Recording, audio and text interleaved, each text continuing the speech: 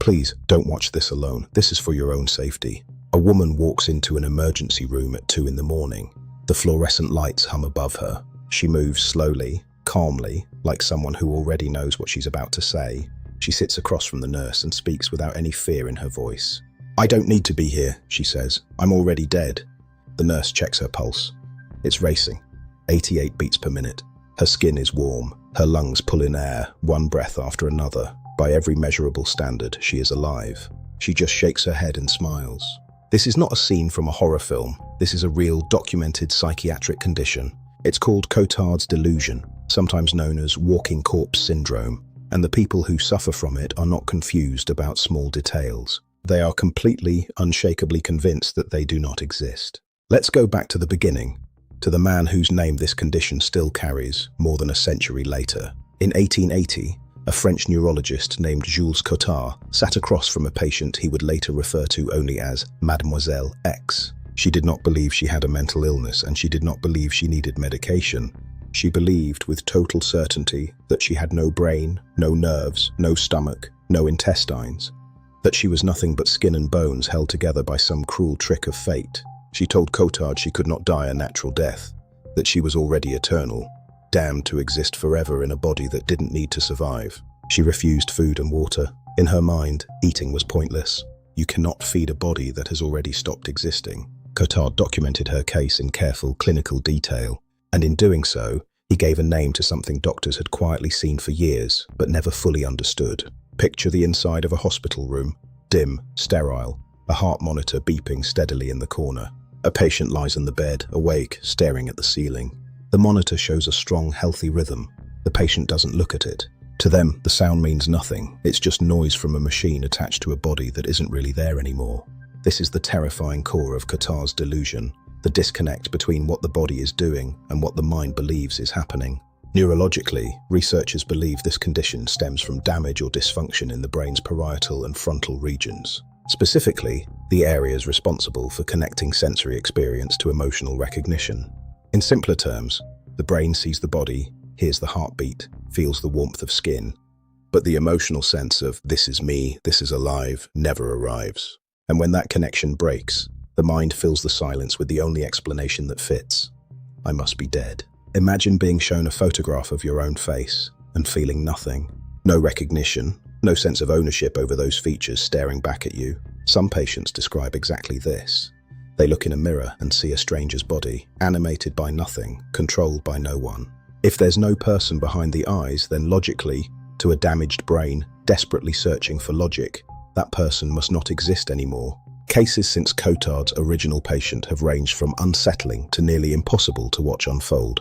There have been documented patients who refused to wash, refused to leave their beds, refused medical treatment entirely, because in their minds, you don't treat a body that's already gone. Family members have described loved ones calmly explaining, in full sentences, with no distress in their voice, that they had died days or weeks earlier and simply hadn't noticed the world continuing around them. One of the most striking modern cases comes from clinical psychiatry literature, describing a patient who insisted she had died of blood poisoning and had been sent back to a version of Earth that merely resembled her old life. She wasn't afraid. She wasn't in crisis. She spoke about her own death the way someone might describe a minor inconvenience, like a delayed train.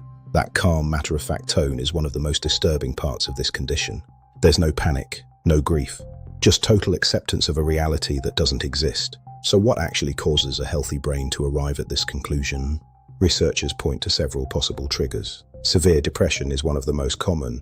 Cotard's delusion is frequently classified as a symptom emerging from extreme depressive episodes, where emotional numbness becomes so total, the mind interprets it as literal death. Other documented cases have followed traumatic brain injury, encephalitis, and migraines disrupting blood flow to specific brain regions. There's also documented overlap with Capgras delusion, where a person believes someone they love has been replaced by an identical imposter.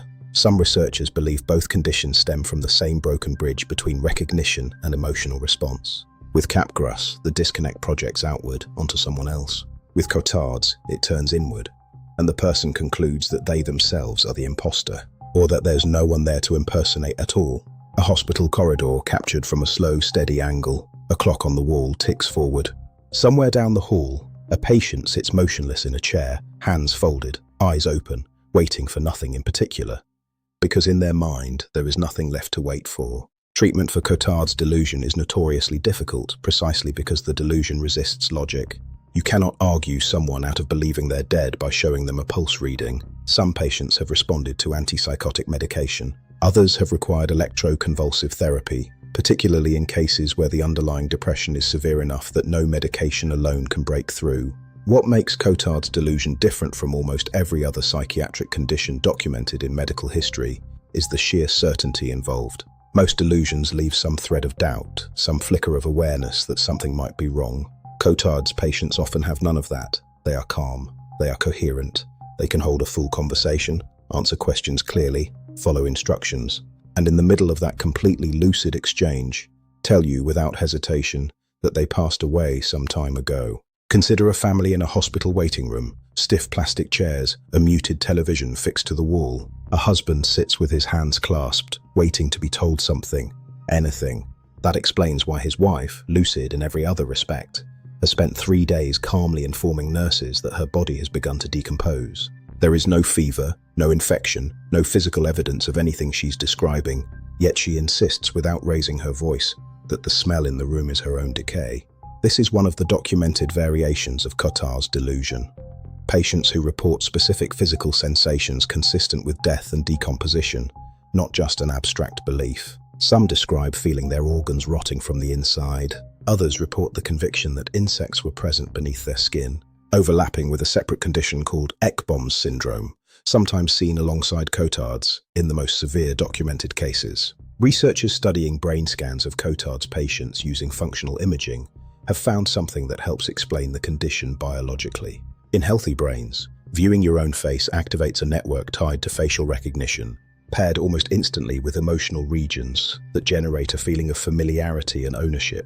In several documented Cotard's cases, that second half of the connection simply doesn't fire. The brain recognizes the face. It just doesn't feel like anyone's home behind it. This is part of why telling a Cotard's patient, "You are alive, your heart is beating," rarely works.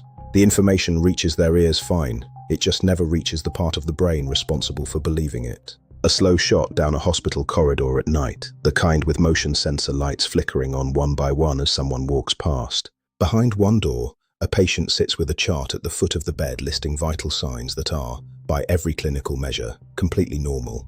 The chart means nothing to the person they describe. To them, it is simply paperwork attached to a body that finished living some time ago. Recovery, where it happens, tends to be slow and incomplete in stages rather than sudden. Clinicians who've treated documented Cotard's cases describe a process less like flipping a switch and more like a fog gradually thinning, patients beginning to express small inconsistencies in their own belief before it fully breaks. One widely cited case involved a patient who, after months of treatment combining antipsychotic medication and structured therapy, began describing herself not as dead, but as between, neither fully alive nor fully gone.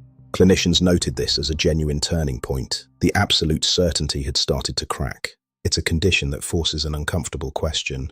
What actually makes you certain you exist? Most us never think about it. The sense of being alive is automatic, invisible, assumed. For a small number of documented patients across more than a century of medical literature, that automatic certainty simply switched off. And no pulse, no mirror, no loved one's voice was enough to switch it back on. This has been a real documented psychiatric case. Every detail in this video is sourced from peer-reviewed medical literature and confirmed clinical case studies. Doc Diagnosis Files investigates the cases medicine still struggles to explain. Every Thursday and every Sunday, real, documented, told with the gravity they deserve. New cases every Thursday and Sunday. Subscribe, your mind is stranger than you think. She is still convinced. She remains completely convinced. No one has been able to change her mind. Not a single person.